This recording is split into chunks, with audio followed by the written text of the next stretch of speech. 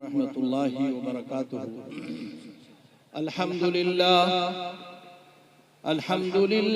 नहमदुहु व नस्तईनुहु व नस्तगफिरुहु व नु'मिनु बिही व नतवक्कलु अलैहि व नऊज़ु बिल्लाहि मिन शुरूरि अनफुसिना व मिन सय्यिआति अअमालिना। मन यहदिहिल्लाहु फला मुज़िल्ल लहु व मन युज़लिलहु फला हादिय लहु। व नशहदु अल्ला इलाहा इल्लल्लाहु वहदहु ला शरीक लहु व नशहदु अन्न सय्यिदना व मौलाना मुहम्मदन अब्दुहु व रसूलुहु अरसलहु बिलहक़्क़ि बशीरन व नज़ीरा व दाइयन इलल्लाहि बिइज़निहि व सिराजन मुनीरा। अम्मा बाद फ़क़द क़ाल अल्लाहु तआला फ़िल क़ुरआनिल मजीद वल फ़ुरक़ानिल हमीद। अऊज़ु बिल्लाहि मिनश शैतानिर रजीम। बिस्मिल्लाहिर रहमानिर रहीम। या अय्युहल्लज़ीना आमनू क़ू अनफुसकुम व अहलीकुम नारन वक़ूदुहन नासु वल हिजारा। सदक़ल्लाहु मौलानल अज़ीम व सदक़ रसूलुहुन नबियुल करीम।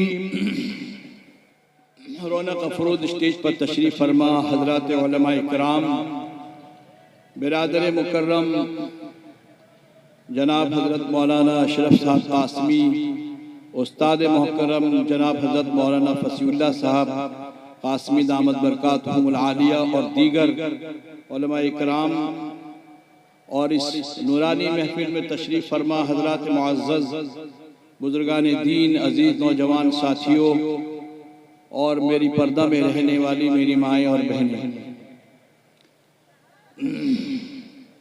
जामिया इशाअतुल उलूम हल्दर, जामिया इशाअतुल उलूम पनसोदा, अल्हम्दुलिल्लाह हर साल सालाना जलसा होता है और कोई ना कोई एक बच्चा दो बच्चा यहाँ से कुरान करीम की हिफ्ज़ की तकमील करता है। वैसे तो एक दो मदरसा और भी हैं, उनमें से ये भी एक इदारा है जो अल्हम्दुलिल्लाह रोज़े रोशन की तरह आया है और दीन की खिदमत कर रहा है। इनके जिम्मेदार हज़रत मौलाना अशरफ साहब हर साल मुझे दावत देते हैं। इतने दूर से आना और फिर अभी भी मैं खुशमंडल में जामियातुश शफ़ी सहल बनात का वहाँ का सालाना जलसा था, तो लड़कियों का मदरसा था, वहाँ से मैं फारिग होकर यहाँ आया हूँ। चूँकि ये जब भी दावत देते हैं तो मेरे वालिद मोहतरम अमीर शरीयत सालिह हज़रत मौलाना मोहम्मद जलाल साहब कासमी नव्वरल्लाहु मरक़दहू, जिनकी हर हर यहाँ की दरख्त आबो हवा उनको अच्छी तरह जानती है और पहचानती है, लिहाजा उनके हवाला जब दे देते हैं कि आज अब्बा होते तो क्या नहीं आते, तो फिर मजबूर होकर चल के आना पड़ता है। बहरहाल बड़ी खुशी होती है कि आप लोग ऐसे माहौल में रहते हैं, आप लोग ऐसे इलाके में रहते हैं जहाँ उलमा, रास्ते में अभी हम आ रहे थे, हमारे हाफिज अंजर साहब से तज़किरा कर रहा था मैं कि पनसूदा में अल्हम्दुलिल्लाह कई उलमाए किराम हैं, ख़ास तौर पर मुरब्बी में हज़रत मौलाना अशरफ साहब हैं और मौलाना फसीउल्लाह साहब दामत बरकातुहू, मुफ्ती समीउल्लाह साहब हैं, मुफ्ती इरशाद साहब हैं, मुफ्ती इरशाद दो हैं और भी बहुत सारे उलमा और मुफ्ती अमजद साहब और इस तरह यानी कि, और इसमें सबसे पहले जो तालिब इल्म और पहला जो यानी यहाँ आलिम दीन पढ़कर आए हैं वो हज़रत मौलाना अशरफ साहब और मौलाना फसीउल्लाह साहब, जो मेरे वालिद मोहतरम के शागिर्द, खास शागिर्द रशीद, उनकी तवज्जुहात रहती थी। अल्हम्दुलिल्लाह जब इन लोगों को मैं कभी देख लेता हूँ तो मैं वालिद मोहतरम को हमेशा याद करता हूँ, चूँकि ये लोग वालिद मोहतरम की बहुत खिदमत किया करते थे और मौलाना अशरफ साहब तो मेरी सरपरस्ती भी करते थे। अल्लाह तबारक व तआला इन उलमाए किराम की साया तादिर कायम अता फरमाए और साथ साथ उनके उलूम में मेहनत और उलूम से इस इलाके को और पूरी उड़ीसा को दीन दुगनी रात चौगनी तरक्की अता फरमाए। बहरहाल ये मदरसा का ये जलसा है, यहाँ दो तीन बातें सिर्फ मैं आपके सामने अर्ज करूँगा। कुरान करीम की जो मैंने आप हजरात के सामने मुकम्मल आयात तो नहीं, लेकिन वो जुमले जो दिल को और सीने को झिंझोड़ देने वाले उसमें जुमले हैं। अल्लाह तबारक व तआला ने मुसलमानों से मुखातब होकर कहा, कुरान का एक दस्तूर है, कुरान का एक मुहावरा है कि कुरान करीम कभी या अय्युहन नास का लफ्ज इस्तेमाल करता है कोई मैसेज देने के लिए, कोई पैगाम देने के लिए, तो समझ लीजिए कि वो पूरी इंसानियत के लिए है और इंसान में मर्द औरत बच्चे सब शामिल हैं। और जब अल्लाह तबारक व तआला कहीं या अय्युहल लज़ीना आमनू का लफ्ज इस्तेमाल करता है तो वो इम्पोर्टेंट हो जाता है और ख़ास हो जाता है कि अल्लाह तबारक व तआला ये जो पैगाम दिया है, ये जो मैसेज दिया है, वो एक यानी कि मुसलमानों के लिए और ईमान वालों के लिए ये पैगाम दिया है। तो या अय्युहल लज़ीना आमनू, अल्लाह फरमाता है कि ए ईमान वालो, तुम अपने आप को आग से बचाओ और अपनी औलादों और अहलो अयाल पड़ोसी सबको आग से बचाओ। और फिर वो आग कैसी आग होगी उसके बारे में आगे तज़किरा करते हैं कि वअलीकुम नार वक़ूदुहा अन्नास वल हिजारा, वो जो आग होगी वो आग का जो ईंधन होगा वो इंसान और पत्थर ईंधन होगा।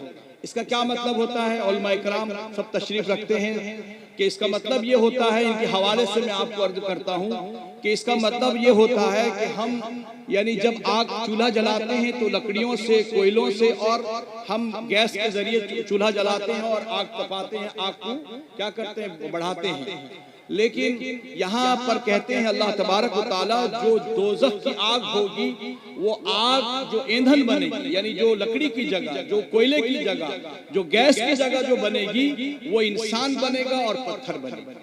चुनांचे इस चीज को हमें सोचना है कि अगर हम दिल में जब ये सोचे इस बात को कि कितनी बड़ी बात अल्लाह तबारक व तआला ने कहा है कि दोज़ख जो जलेगी, दोज़ख जो आगे बढ़ेगा, चुनांचे वो इन इंसानों के जला जला कर उसको फूंक फूंक कर आग यानी बढ़ाया जाएगा। कितनी यानी कि सख्त आग होगी और ईंधन इंसान बनेगा। मेरे भाई हजरत मौलाना अशरफ अली थानवी रहमतुल्लाह अलैह का एक वाकया मैं आपको सुना देता हूँ कि उन्होंने जगह पर बयान करते हुए उन्होंने ये फरमाया कि मैं जन्नत के दर्जात, जन्नत में दर्जात है जैसे हमारे यहाँ भी दर्जा होते हैं। देखिए आप उलमा इकराम के दर्जे ये हैं कि वो स्टेज में बैठे हैं और आप लोग साए के नीचे कुर्सी में बैठे हैं, बच्चे उधर घूम रहे हैं, हर चीज का एक दर्जा बंदी होता है। चुनांचे दोज़ख के भी दर्जात हैं, नबीयीन, शुहदा, सादिकीन और सहाबा और बुजुर्गान दीन, अकाबिरीन और साथ साथ उलमा सालिहीन, ये सब के दर्जा जन्नत में बने हुए हैं कि कौन किसके साथ दर्जात में जाएंगे। अंबिया के दर्जात होंगे उनकी जन्नत में, जो ठिकाने होंगे उनके दर्जात अलग होंगे, सहाबा के अलग होंगे, इसी तरह जो शुहदा हैं उनके दर्जात अलग होंगे। तो हजरत थानवी रहमतुल्लाह अलैह फरमाते हैं कि मैं कभी भी ये तमन्ना नहीं करता हूँ, मैं कभी भी ये ख्वाहिश नहीं करता हूँ कि मेरी जन्नत में कोई अच्छी दर्जात हो और उस दर्जात में मैं जाकर यानी जन्नत में रहूं। एक तो सबसे पहली बात तो ये है कि हम जन्नत में हमारा क्या ठिकाना होगा, कब होगा, कैसे होगा, पूरा डायरेक्ट जन्नत जाएंगे कि सजा पाए के जाएंगे? अल्लाह तबारक व तआला हम मोमिन होने के नाते अल्लाह की ज़ात से उम्मीद है कि भाई हम जन्नत तो जाएंगे इंशाअल्लाह। चुनांचे हजरत थानवी रहमतुल्लाह अलैह फरमाते हैं कि मैं किसी जन्नत में अल्लाह मेरी जगह दे, मैं दर्जात की ख्वाहिशमंद नहीं रखता हूँ। कोई बुलंद जगह हो कि नबियों के साथ हो, कि सिद्दीकीन के साथ हो, कि शुहदा के साथ हो या उलमा के साथ हो, मैं उन लोगों के बारे कौन बताते हैं? हजरत थानवी रहमतुल्लाह अलैह जो हमारे हिंदुस्तान में इस्लाम की बुनियाद के लिए रीढ़ की हड्डी, और चुनांचे उनकी किताबें, उनकी दुरुसात और उनकी खानकाहों से पूरे हिंदुस्तान अब रोशन की तरह फैला हुआ है। चुनांचे उनके खुलाफा दर खुलाफा आज भी मौजूद हैं। हजरत थानवी रहमतुल्लाह अलैह की हिकमत और उनकी इल्म और उनकी सलाहियत कौन किसको इश्काल हो सकता है, कौन उसके बारे में सोच सकता है, समझ सकता है? हजरत मौलाना अशरफ अली थानवी रहमतुल्लाह अलैह ने फरमाया कि मुझे जन्नत में दर्जात नहीं चाहिए, मुझे जन्नत में अल्लाह की जात से मैं अपील करता हूँ और तमन्ना करता हूँ कि अगर मेरा ठिकाना जन्नत में हो तो अल्लाह तबारक व तआला जन्नतियों की जूती रखने की जहाँ जगह मिल जाए मैं वही को सबसे बड़ी गनीमत समझता हूँ और मैं वही रहूँ। तो लोगों ने पूछा, हजरत इतनी बड़ी बात आप फरमा रहे हैं कि जन्नत में आप जन्नतियों के साथ नहीं रहेंगे, हमारे आला दर्जे के लोगों के साथ, नबियों के साथ नहीं रहेंगे, और आप जन्नतियों के साथ रहते हैं, तो इसका मतलब आप ऐसे क्यों कहते हैं, क्या फरमाते हैं, इस चीज को समझना है। कि हजरत थानवी रहमतुल्लाह अलैह फरमाते हैं कि मैं जन्नत की शौक या जन्नत की खुशी, जन्नत की तमन्ना मैं इसीलिए नहीं करता हूं कि मैं जन्नत में जाऊंगा, आराम पाऊंगा, बल्कि मैं जन्नत जाना इसीलिए चाहता हूं कि थोड़ी सी भी जगह अगर जूती के बराबर मिल जाए तो मैं वहां जाना इसलिए चाहता हूं कि दोज़ख की आग से मैं बचना चाहता हूं, कि मुझे दोज़ख से दूर रहना है।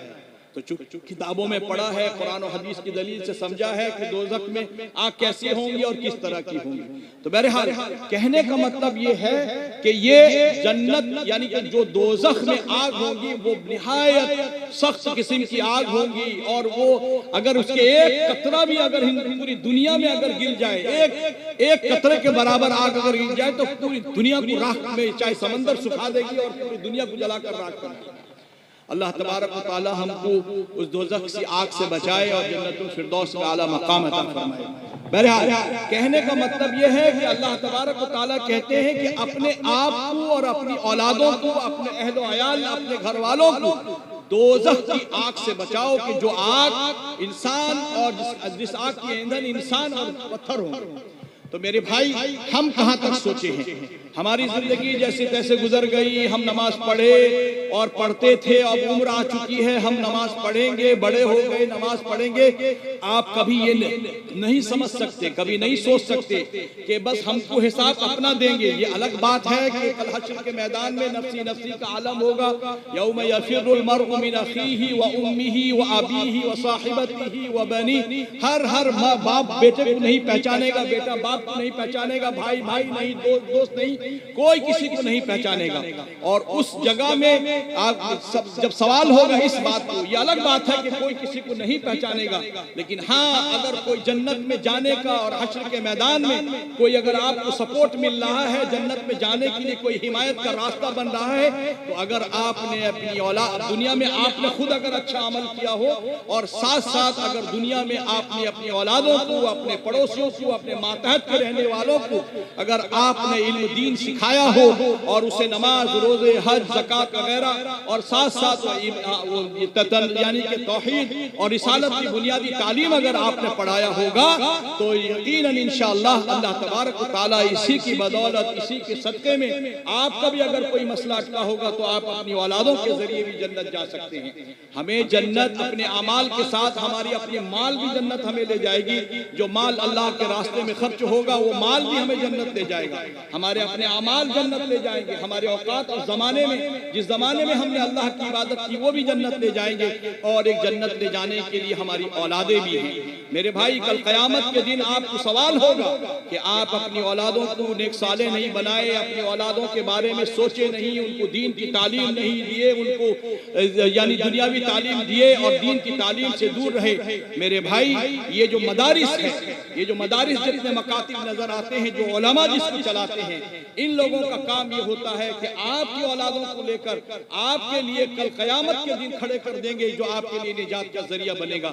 हमें जरूरी है आज के जमाने में जो माहौल, जो मौजूदा जमाना हिंदुस्तान का है, हमें चाहिए कि मदारिस की तरफ तवज्जो दें, हमें चाहिए कि मकातिब की तरफ तवज्जो दें, हमारे बच्चे दीनी तालीम से मामूर हो और दीनी तालीम हासिल करें, हाफिज कुरान बने, कम से कम दुआ, जो मकातिब में जाएं तो कुरान पाक सीखें, मकातिब में जाएं तो दुआ, कलिमात वगैरह, जो अल्लाह खास तौर पर बुनियादी चीज जो हमारे मदारिस में जो बुनियादी चीज पढ़ाई होती है वो कुरान हदीस तो पढ़ाई होती है, लेकिन बुनियादी चीज 3 चीज पढ़ाई होती है जो हमारे लिए जरूरत है।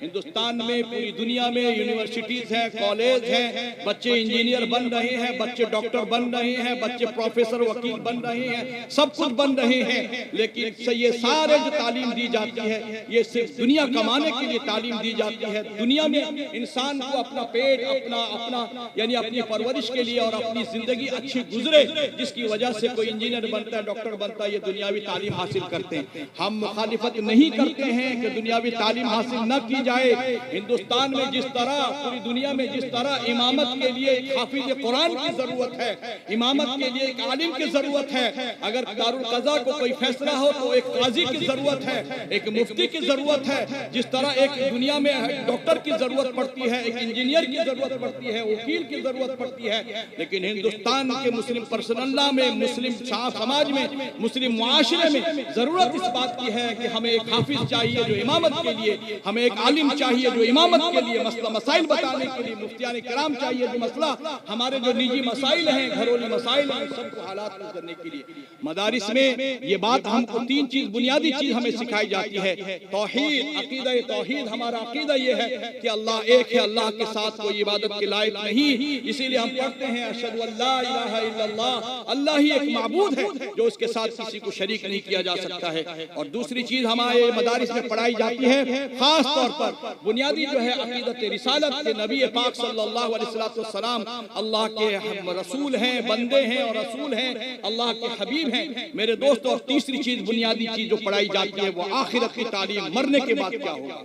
कोई डॉक्टर, कोई इंजीनियर, कोई प्रोफेसर, कोई लेक्चर, कोई वकील, कोई जज आपको ये हरगिज नहीं बता सकता है कि मौत के बाद, ये दुनियावी जिंदगी के बाद, जो आंख मूंदने के बाद जो जिंदगी आएगी वो आखिरत की जिंदगी आएगी। उस आखिरत की जिंदगी के बारे में कोई स्कूल, कोई यूनिवर्सिटी, कोई कॉलेज नहीं बताता है।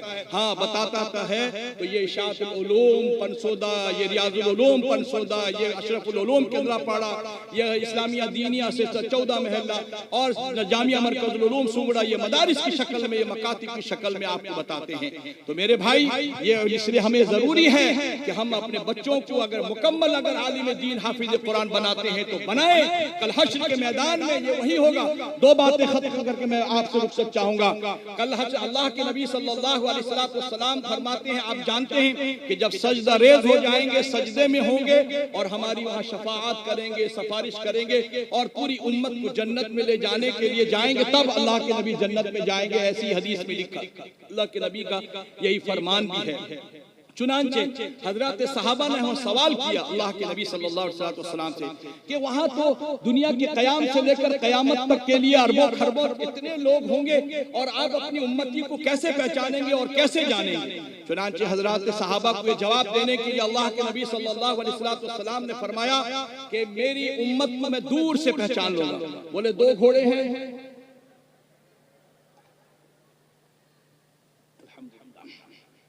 बोले देखो मस्जिद नबवी में तशरीफ रखते हैं, दो घोड़े बंधे थे, एक लाल घोड़ा, एक गोरा कलर का घोड़ा। तो हजरत सहाबा को कितने बेहतरीन मिसाल में अल्लाह के नबी ने फरमाया, ये जो दो घोड़े बंधे हैं आपको इसमें एक लाल कलर के नजर दो कुछ डिफरेंस नजर आते हैं, कुछ तब्दीली है। तो सहाबा ने कहा एक गोरा है और एक घोड़ा लाल है। तो अल्लाह के नबी सल्लल्लाहु अलैहि वसल्लम ने ये फरमाया कि जिस तरह ये अलग अलग है आप इनको पहचान लेते हो, कल हश्र के मैदान में मैं मेरी उम्मती को साबिता और नबियों की उम्मती से मैं पहचान लूंगा। वो कैसे?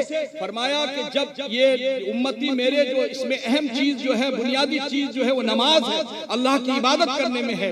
ये जो वजू करते हैं, इस वजू करने की वजह से ये हाथ और ये हथेलियां और ये पेशानी, ये चेहरा अलग से चमकता रहेगा। मैं कहूंगा कि ये मेरी उम्मत है, मेरी उम्मत का आदमी है। चुनांचे हमें उसके लिए जरूरत है कि हम नमाज पढ़ें, वजू करें, तब जाकर ये चीज हो सकता है। तो मेरे भाइयों, दोस्तों, बुजुर्गों, तो इसी तरह कल हश्र के मैदान में भी सर पे ताज होगा, चमक होगी। बाप माँ जो बच्चे हाफिज कुरान है उसके बाप माँ बड़े खुशनसीब हैं, मुबारकबाद के मुस्तहिक हैं कि वो कल हश्र के मैदान में आलम मजमा होगा, कसीर तादाद में मजमा होगा और उस मजमा में चमकता हुआ सितारों की तरह ताज पहने हुए होंगे बच्चे और मियाँ बीबी बाप माँ बैठे होंगे। चुनांचे साहब वहां पर सवाल होगा कि ये कौन लोग हैं, इनके सरों पे ताज कैसे है और ये किस तरह चमकता है, और वो फिर जन्नत के वो हश्र के मैदान का चमकना होगा। चुनांचे मेरे दोस्तों और बुजुर्गों, वहां पर ये अलग इनफरादी इम्तियाजी उनके साथ बरती जाएगी कि ये माँ बाप हैं, ये वो वालिदैन हैं जो अपने बच्चों को दुनिया कमाने के लिए लिए इंजीनियर डॉक्टर नहीं बनाया, बल्कि उसे दीन के रास्ते में दिया और उसे कुरान का हाफिज कुरान बनाया।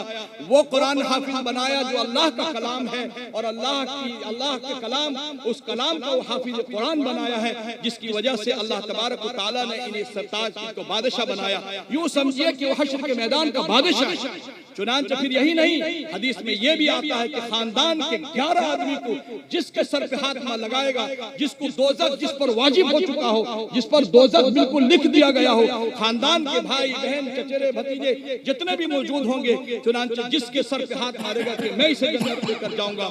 और जाहिर है वहां पर अल्लाह तबारक व तआला उसके जहन में कैसे हजारों रिश्तेदारों में 100 होंगे, वो 11 आदमी कैसे चुनेगा। उलमा ने लिखा है इस हदीस की तफसीर में कि अल्लाह तबारक व तआला उस हाफिज कुरान के दिल में, दिमाग में ये बात डाल देंगे कि देखो तुम्हारे रिश्तेदार में ये भाई है, ये मामू है, ये खाला है, ये सब है, लेकिन इनमें से ये वो थे जो तुम्हारे हिफ्ज करने में, तुम्हें आलिम बनाने में, तुम्हें मुफ्ती बनाने में तुम्हारा ताउन किए थे, तुम्हें कुछ पैसे दिए थे, कुछ तुम्हें मशवरा दिया था, लिहाजा उन्हीं का दिमाग में भर दिया जाएगा और फिर वो उन्हीं लोगों को उठाएगा और जन्नत ले जाएगा। मेरे भाई, जामिया इशातुल उलूम ये परसोदा, ये आपकी दौलत, ये आपके इमदाद का मोहताज नहीं है। अल्लाह तबारक व तआला खुद चलाने वाला है। मैं खुद एक मदरसा का जिम्मेदार हूँ। मुझे मालूम है इस बात में कि अल्लाह तबारक व तआला किस तरह यानी मदारिस को चलाता है, कुछ पता भी नहीं चलता है। आखिर 29 तारीख 30 तारीख हो जाने के बावजूद राशन नहीं रहता है और तनख्वाह देने को पैसे नहीं रहते हैं, उसके बावजूद भी अल्लाह तबारक व तआला कैसे और किस तरह इंतजाम करता है, हमें इससे पूरे यकीन होता है कि अल्लाह तबारक व तआला जो इंसान देना कभी चाहता नहीं था, उसके दिलों से भी दिलाकर। और मैं आपको एक बात बोल दूं कि जिसके माल को अल्लाह पसंद करता है, उसके माल को अपने ही रास्ते में खर्च करता है। इसीलिए जरूरी इस बात का है कि हमें इन मदारिस का ताउन करें, मदारिस का हर तरह साथ दें। ये बच्चे अगर हाफिज कुरान बनेंगे, ये बच्चे अगर आलिम बनेंगे, तो इनके असरात हर जगह फैले हुए होंगे। आप जानिए कि मेरे जेब में अगर एक शीशी इतर है, गरचे मैं आपको इतर नहीं दूंगा, नहीं लगाऊंगा, लेकिन अगर इतर है तो मेरे बदन से खुशबू, मेरे कपड़े से खुशबू, इस माहौल के असर की वजह से। और अगर आप किसी भट्टी में चले जाएं, गरचे आपकी भट्टी की वो आग आपको नहीं लगेगी, लेकिन उसके बावजूद आप आग की भट्टी में बैठे गए, उससे गुजरेंगे, तो जिसकी वजह से आग की तपिश आपको देगा। तो यकीन मानिए, जब कुरान करीम की तिलावत सुबह की नमाज के बाद से पूरी दुनिया सोई रहती है, उस वक्त न जाने रात में मोबाइल इस्तेमाल करते करते हमारी मौत भी हो सकती है। और मोबाइल करते, और ये वो बच्चे हैं जो सोने से पहले अल्लाहुम्मा बिस्मिका अमूतु व अहया कहकर दुआ पढ़ते हैं, और फिर सोकर उठते हैं तो फिर अल्हम्दुलिल्लाहिल्लज़ी अहयाना बादा मा अमातना व इलैहि नुशूर पढ़ते हैं। सुन्नत के मुताबिक सोते हैं, सुन्नत के मुताबिक उठते हैं, और फिर उसके बाद नमाज पढ़ते हैं। पूरी दुनिया सोई रहती है। हम दाढ़ी रखने के बावजूद मुरब्बी हजरात जिन पर नमाज फर्ज है, ये छोटे बच्चे जिन पर अभी नमाज भी नहीं फर्ज है, ये मदरसा तालीम और तरबियत सिखाता है, शुरू से ही बच्चों को नमाज की तरबियत और तालीम देता है, और ये बच्चे कल हाफिज कुरान बनते हैं। अगर मान के चलिए ये वो बच्चे हैं जिनके वजह से आज पूरे इस इलाके के में अमन चैन सुकून होगा। मैं समझता हूँ दुनिया जितनी भी चाहे इस दुनिया की इस्लाम को मिटाने के लिए किसी भी तरह मिटा नहीं सकते हैं। जानते हैं आपको हिंदुस्तान में जब आजादी हुआ तो इस आजादी का जब डंका बजा 1857 में दारुल 1857 के हारने के बाद अंग्रेज जब देखा कि हिंदुस्तान में शिकस्त हुई है मुसलमानों के बच्चों को लेकर, जानते हैं हमारे अकाबिरीन की क्या क्या कुर्बानियां हैं। चुनांचे बच्चे उठाए और जो मुसलमानों के वो बच्चे जिनके बाप शहीद हो गए, जब इसमें जिहाद में शहीद हो चुके थे, उनके बच्चों को उनके घरों से अपनी मिशनरी यानी ईसाई स्कूल में पढ़ाकर उनको ईसाई जहनियत बनाने वाले थे। हमारे अकाबिरीन ने ये देखा कि अगर ये हाल रहा तो हमारे बच्चे दीन से चले जाएंगे, हमारे बच्चे तालीम से दूर हो जाएंगे। गवाह है उलमाए किराम सब अल्हम्दुलिल्लाह दारुल उलूम देवबंद से फारिग हैं, या वास्ता बवास्ता सब फारिग हैं। मैं इनके हवाले से कहता हूँ दारुल उलूम देवबंद की बुनियाद पड़ी एक महमूद पढ़ाने वाले और एक महमूद पढ़ने वाले एक दरख्त के साए के नीचे तालीम शुरू की गई थी। और फिर ये नहीं इक़रा बिस्मिल्लाह से शुरू करेंगे, आदम की जात से अगर शुरू करेंगे तो तालीम ही तालीम की जरूरत है।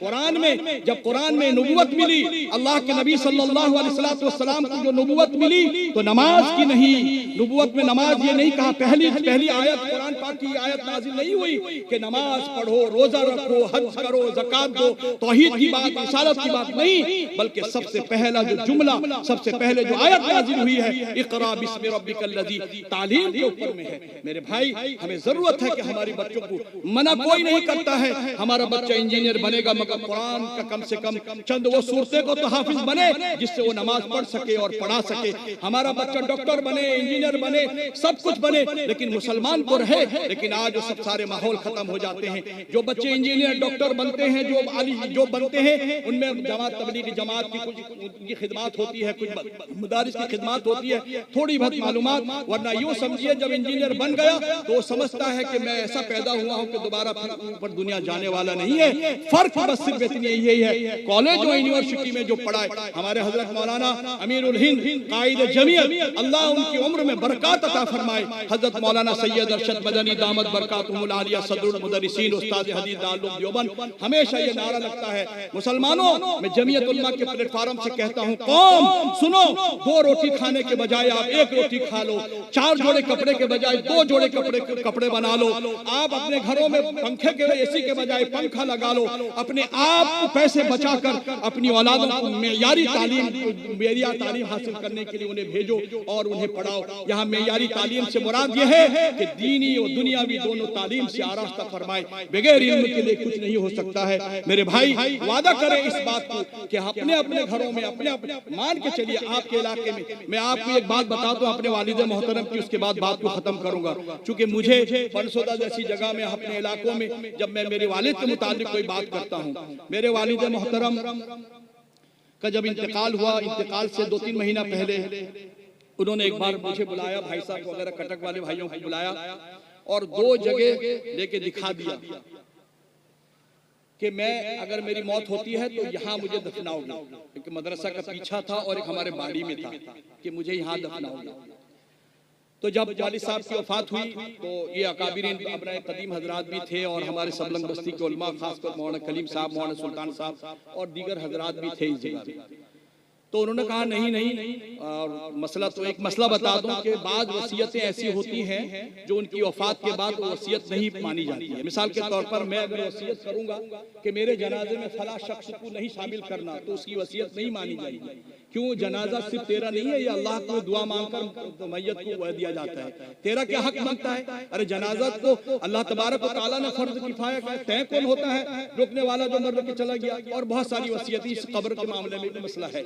चुनांचे उन लोगों ने, मैंने कहा कि भाई वालिद साहब ने बोला था यहाँ दफनाने, बाकायदा जगह बता दी थी, तो उन्होंने कहा नहीं बात तो सही है। सारे सबलंग बस्ती के लोग और उस इलाके के लोग सब जमा हो गए और हाथ जोड़ लिए, जिसमें हमारे सैयद अब्दुल गफ्फार भाई काली भाई थे, वो भी चले गए, वाजिद भाई, ये सब थे अल्हम्दुलिल्लाह। वो भी अल्लाह उनकी बख्शिश फरमाए, वो भी 2-4 महीने में कोरोना के मौके पे वो भी चले गए। चुनांचे उस वक्त एक जुमला उन्होंने इस्तेमाल किया था कि मौलाना को मौलाना की वसीयत के मुताबिक आप दफन कर दें, लेकिन मैं हम लोग की रिक्वेस्ट ये है कि ये अवामुन नास की कब्र है और ये वक्फ वाली कब्र है और इसमें सारे सबलंग बस्ती वाले इसमें दफन और मदफून होते हैं। अगर हम लोग इस चीज को समझते हैं कि अगर मौलाना की यहाँ तदफीन हो जाए तो जो इससे पहले जनाज़ा जिसकी पहले कब्र है दफन हुए हैं और कयामत तक के आने के लिए जितने हजरात यहाँ दफन होंगे, हमें अल्लाह की जात से उम्मीद है कि मौलाना की बरकत की वजह से हम सब की और हमारे मुरब्बियों की सबकी मग़फ़िरत हो जाएगी। ये जज्बा था। तो मेरे भाई मदरसा चल रहा है तो मदरसा का एक तालिब इल्म बच्चा अगर है कहीं जा रहा है, अगर कुरान पढ़ रहा है, तो आपके पूरे इलाके में अमन सुकून चैन मिलता है। मैं इसी पे अपनी बात को खत्म कर दूंगा, लेकिन मैं आपसे वादा करूंगा इस बात पे कि आप लोग सोच अपने हर अगर कोई मदरसा का बच्चा कहीं घूमता है फिरता है, पढ़ाई में उसकी तवज्जो नहीं लगती है, घर आया है मोबाइल के चक्कर में रह गया है, आप सख्ती के साथ कहें, उसके वालिद से बोले कि बच्चा तो मदरसा में अच्छा पढ़ता था, फिर आके यहाँ अगर इसमें भी ताउन करते हैं तो अल्लाह तबारक व तआला आपकी इस हरकत को भी और इस अमल को भी कबूल करेगा। मेरे दोस्तों और बुजुर्गों, इसीलिए वादा करें इस बात को कि अपने इलाके से अपनी औलादों को, ठीक है अगर हम बच्चों को कुछ पढ़ाते हैं, दूसरे लाइन में पढ़ाते हैं और पढ़ाना भी चाहिए और पढ़ाना भी चाहिए। और अल्हम्दुलिल्लाह आज अगर सर्वे किया जाए तो मुसलमान के बच्चे अब दुनियावी तालीम में भी अच्छे नंबरात और अच्छे पढ़ाई कर रहे हैं, हमें खुशी हो रही है अल्हम्दुलिल्लाह। लेकिन मेरे भाई उसमें हमें इन चीजों की तालीम भी जरूरी है और इसकी जरूरत है, हमें तालीम हासिल करना है। कुरान पाक पहले जमाने में घरों घरों में कुरान पाक की तिलावत होती थी, अब तो वो भी नहीं हो रहा है। अब तो अवाम खास सब कुरान की तालीम से महरूम ये है। एक तो ये है कि हम कुरान पढ़ना, मुसलमानों का तकरीबन 80% पूरी हिंदुस्तान के बारे में बात कहता हूँ, मुसलमानों का 80% तो कुरान के अल्फाज पढ़ने जानते ही नहीं है और जो 10% जानते हैं तो वो तर्जुमा से वाकिफ नहीं है, और जो 10% लफ्ज को जानते हैं और तर्जुमा भी जानते हैं मगर अमल नहीं करते हैं। कल क़यामत के दिन अल्लाह तबारक व तआला अल्लाह के नबी सवाल करेंगे, कुरान इसका नक्शा खींचा है, वक़ाल रसूल या रब्बी इन्न कौमी तख़ज़ू हाज़ल कुरान महजूरा। कल अल्लाह के नबी खड़े होंगे कि तेरे कलाम पाक को, तेरे कुरान को ये छोड़ रखे थे। मेरे भाई, क्या वो नबी जिससे हम उम्मीद करते हैं कि हमारे नबी हमको शफाअत करेंगे, हमारी सिफारिश करेंगे, और अगर ये शिकायत होगा तो फिर क्या होगा हमारा हाल। इसीलिए कुरान से लगाओ, कुरान से मेहनत, कुरान से तवज्जो की जरूरत है। बहरहाल मेहमान खुसूसी साहब तशरीफ ला रहे हैं, ये मदरसा वाले और ये बच्चा सब मुबारकबाद के मुस्तहिक हैं, और हजरत मौलाना अशरफ साहब खास तौर पर उनकी सेहत तंदुरुस्त की, उम्र में बरकत अता फरमाए। बेचारे बीमार रहते हैं, अल्लाह उन्हें शिफा अता फरमाए। इसी पे अपनी बात को खत्म करता हूँ। अमा अलैना इल्लल बलाग। अस्सलामु अलैकुम व रहमतुल्लाहि व बरकातुहू। माशाअल्लाह, बातें बहुत थी लेकिन बड़े